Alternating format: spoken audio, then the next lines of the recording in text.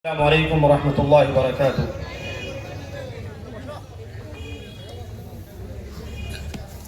إن الحمد لله نحمده ونستعينه ونستغفره ونعوذ بالله من شرور أنفسنا وسيئات أعمالنا. من يهده الله فلا مضل له ومن يضلل فلا هادي له. وأشهد أن لا إله إلا الله وحده لا شريك له وأشهد أن محمدًا عبده ورسوله. يا أيها الذين آمنوا اتقوا الله حق تقاته ولا تموتن إلا وأنتم مسلمون. يا أيها الناس اتقوا ربكم الذي خلقكم من نفس واحدة وخلق منها زوجها وبث منهما رجالا كثيرا ونساء واتقوا الله الذي تساءلون به والأرحام إن الله كان عليكم رقيبا.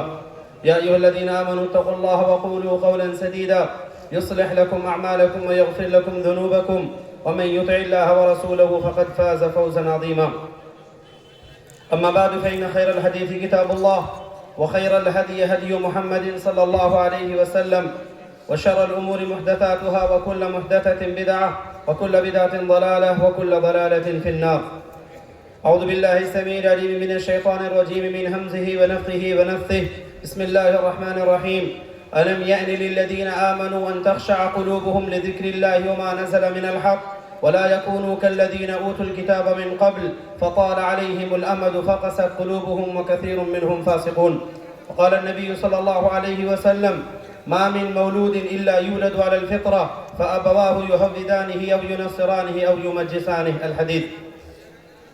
رب اشرح لي صدري ويسر لي أمري واحلل عقدة من لساني يفقهوا قولي. سبحانك لا علم لنا إلا ما علمتنا إنك أنت العليم الحكيم. رب زدني علما اللهم رب زدني علما.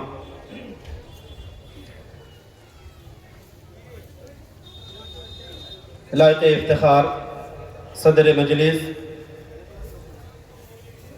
موجود علماء کرام،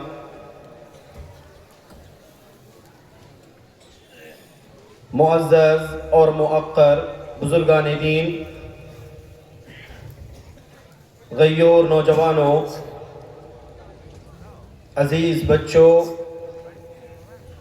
اور پردہ نشین خواتین ملت اسلامیہ، بہت مختصر اور آسان الفاظ میں انشاءاللہ کوشش کروں گا چند باتیں آپ تک پہنچاؤں. ابھی آپ لوگ سن رہے تھے تعلیم کا مقام، علم دین کی اہمیت، اس کی ضرورت. اسی چیز پر بس ایک پوائنٹ میں ایڈ کرنا چاہوں گا. علم کے ساتھ ساتھ تربیت ہونا ضروری ہے. علم کے ساتھ ساتھ تربیت، جسے ابھی آپ لوگ دیکھا سن رہے تھے، ایک تربیت ایک انسان کے اندر ہونی چاہیے. ہمارے پاس علم کی کمی نہیں ہے.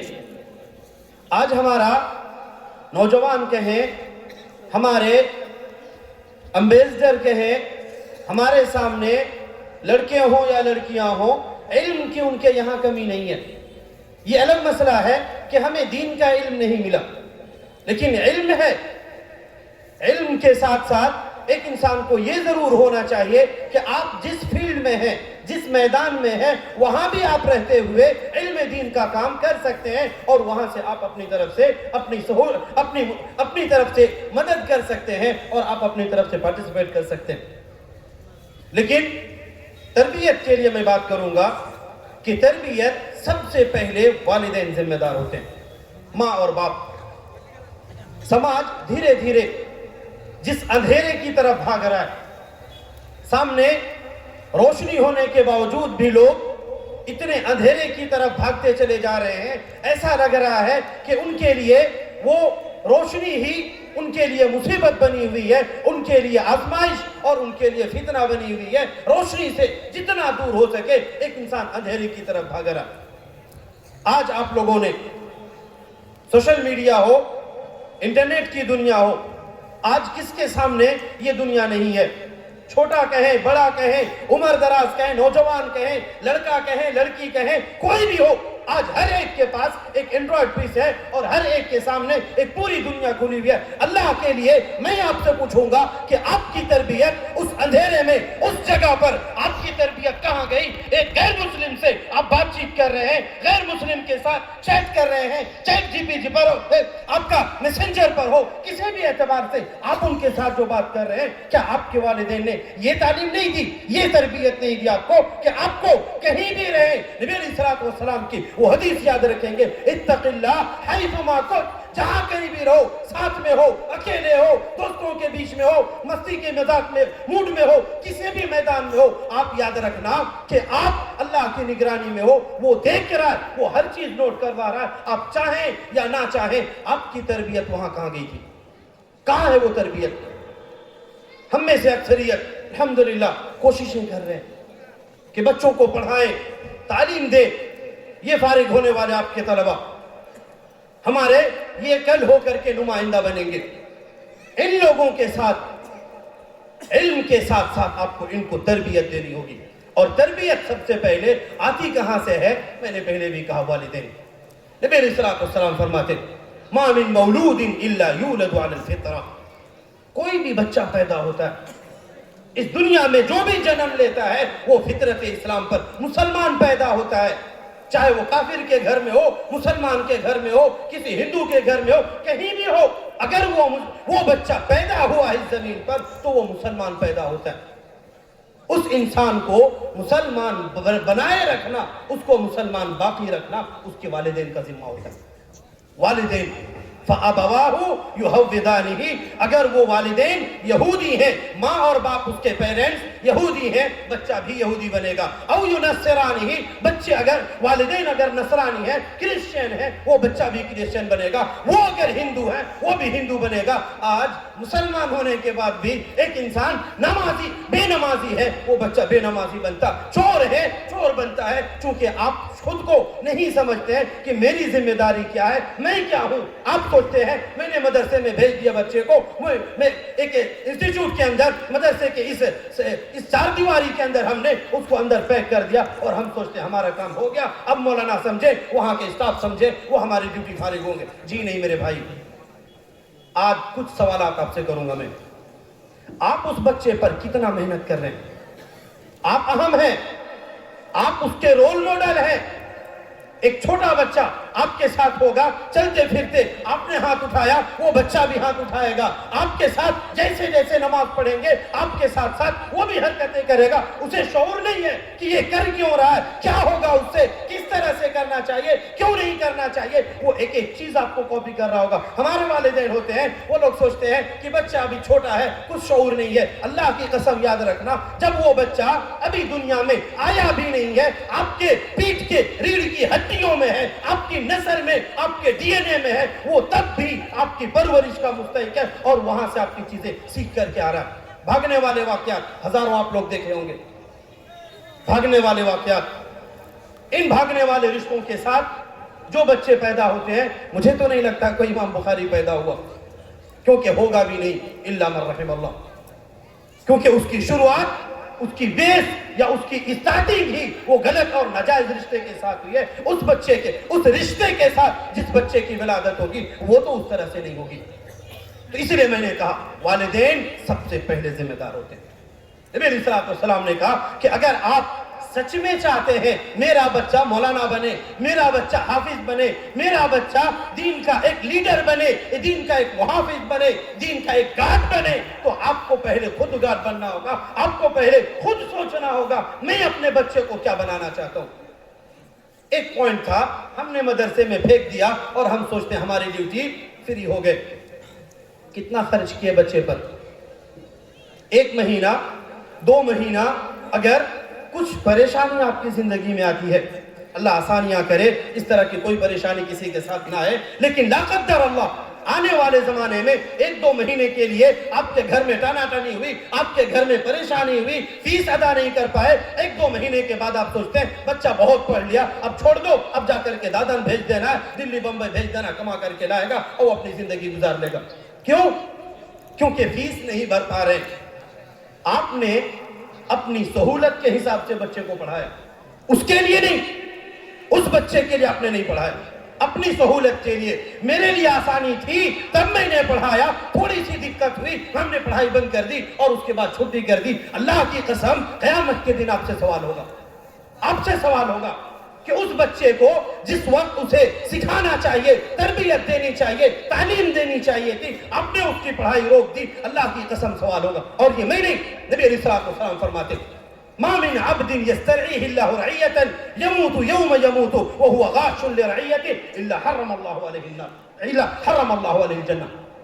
جس انسان کو جو بھی ذمہ داری, ہم لوگ سوچتے ہیں سرپنچ جی ہیں, مکھیا جی ہیں, ہیڈ ماسٹر ہیں, یا صدر مدرس ہیں, رئیس ہیں, شیخ الجامعہ ہیں, وہی ذمہ دار ہیں, باقی لوگ خالی ڈرامہ دیکھنے والے. جی نہیں, آپ جہاں ہیں وہاں آپ کی ذمہ داری ہے. جہاں بھی ہیں آپ, آج آپ سننے کے لیے آئے ہیں, آپ پر بھی ذمہ داری ہے. کیا سن کر کے آئے ہیں؟ عجیب بات ہے, ان جلسوں کے اندر کہانیاں بھی عجیب عجیب قسم کی ہے. کہنے والا بھی کہنے کے بعد جا کر کے کچھ ادھر ادھر حرکتیں کرتا, سننے والا بھی یہاں سے جانے کے بعد سوچتا ہے کہ بس سننے تو گئے تھے, سننا ہی آدھا گھنٹہ 10 منٹ سن لے اور ہمارا کام فارغ ہو گیا. جی نہیں میرے بھائی, سننے کے ساتھ ساتھ سیکھنے آیا, عمل کرنے کے لیے سے آپ سوچیں. کیونکہ ان سب کا اگر سرکل دیکھیں, ان سب کا اگر مدار دیکھیں تو آپ کو وہی کہیں نہ کہیں آپ خود ذمہ دار ہوں گے.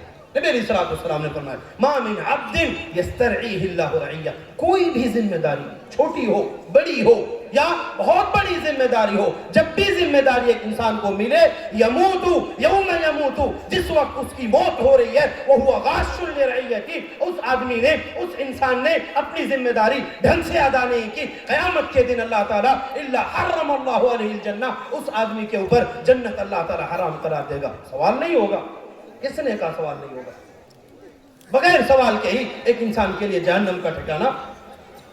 آج والدین ہیں, آپ کا بچہ کہاں جا رہا ہے, آپ کے اولاد کدھر جا رہے ہیں, کیا کر رہے ہیں, کن کے ساتھ ان کا اٹھنا بیٹھنا ہے, کن لوگوں کے ساتھ ان کا ٹائم گزرتا ہے, کن لوگوں کے ساتھ رہتے ہیں, آپ نے ان کے بارے میں کبھی نہیں سوچا.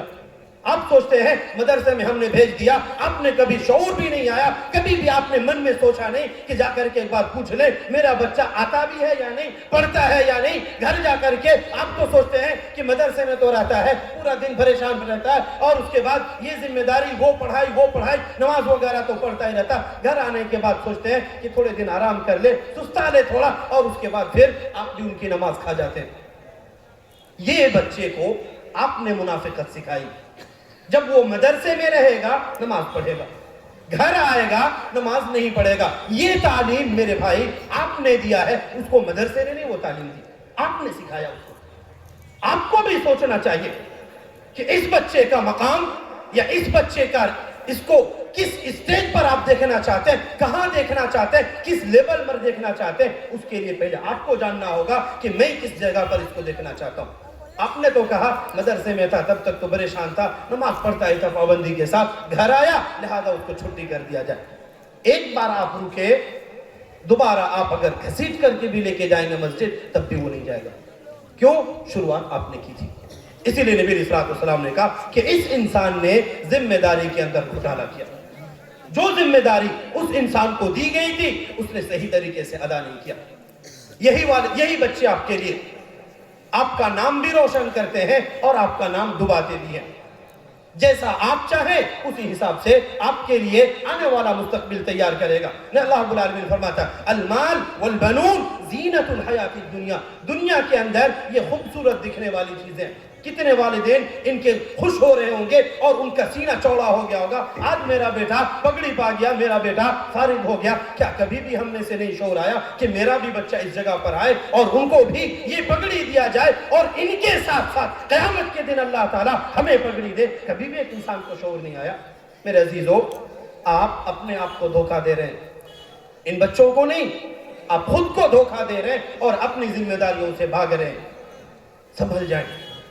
اللہ رب العالمین فرماتا الم یعن للذین آمنوا ان تخشع قلوبہم لذکر اللہ, کیا لوگوں کے لیے اب بھی وہ وقت نہیں آیا؟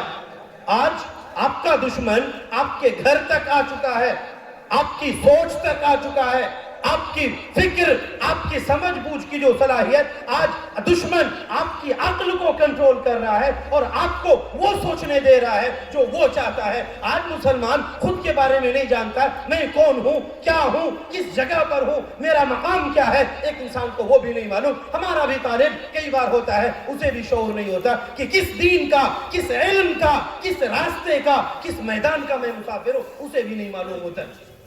والدین کو تو خیر نہیں معلوم، لیکن ان بچوں کو بھی نہیں معلوم۔ دشمن ہر طرح سے آج کوشش کر رہا ایک انسان کی سوچ بدلنے کا۔ ہم لوگ سوچتے ہیں ٹیکنیک کا دور ہے، یہ انٹرنیٹ اور میڈیا کا دور ہے، اس بیچ میں ایک انسان کو اپڈیٹ ہونا چاہیے۔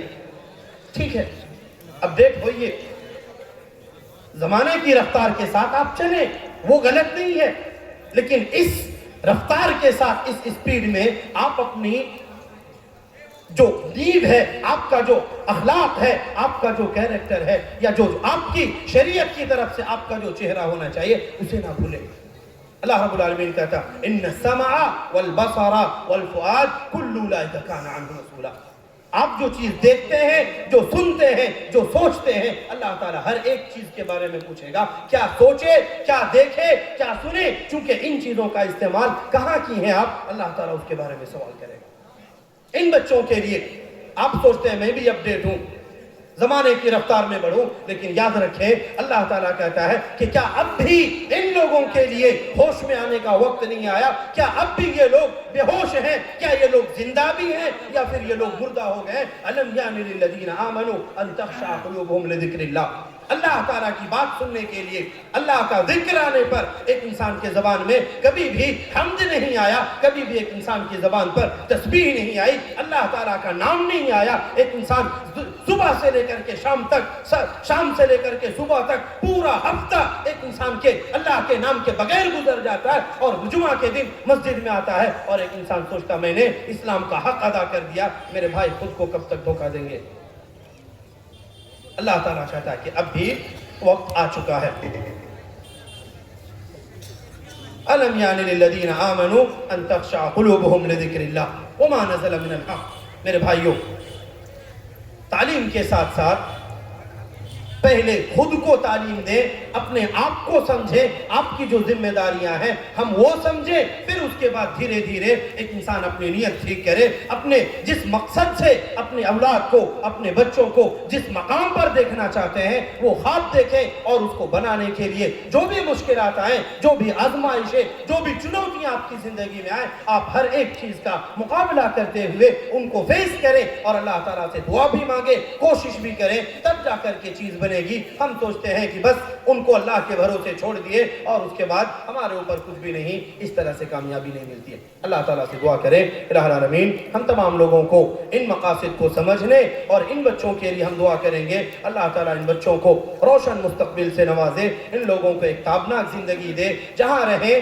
دین کا محافظ بن کر کے رہیں، دین کا ایک چہرہ اور دین کا نمائندہ بن کر کے رہیں۔ اللہ ان کی سوچ، ان کی عقل، ان کی ہر ایک چیز کو اللہ تو اپنی خدمت کے لیے، اپنی دین کے کام کے لیے اللہ تو ان کو استعمال کرنا۔ ان کے والدین کو جزائے خیر عطا فرما، ان کے تمام اساتذہ کرام کو اللہ تو بہتر سے بہتر بدلہ دے۔ وہ تمام محسنین جن لوگوں نے ان بچوں پر اور ان کے جیسے جتنے بھی بچوں پر خرچ کرتے ہیں، تعاون کرتے ہیں، اللہ تعالی ہر ایک کی خدمتوں کو قبولیت کا درجہ عطا فرما، نیتوں کے اندر اخلاص اور عمل کے اندر صلاحیت اور عمل کے اندر صالحیت عطا فرما۔ جب تک ہمیں زندہ رکھ، ایمان، اسلام اور عقیدہ توحید کے ساتھ زندہ رکھ، اور جب ہمارا خاتمہ ہو خاتمہ بالخیر فرما، آمین۔ اقول قولی هذا واستغفر الله لي ولكم ولسائر المسلمين واستغفروه من كل ذنب انه هو الغفور الرحيم، وصلى الله وسلم على نبينا محمد، والسلام عليكم ورحمة الله وبركاته۔ جزاک اللہ خیرہ، جزاک اللہ فیک، بارک اللہ فیک علمک۔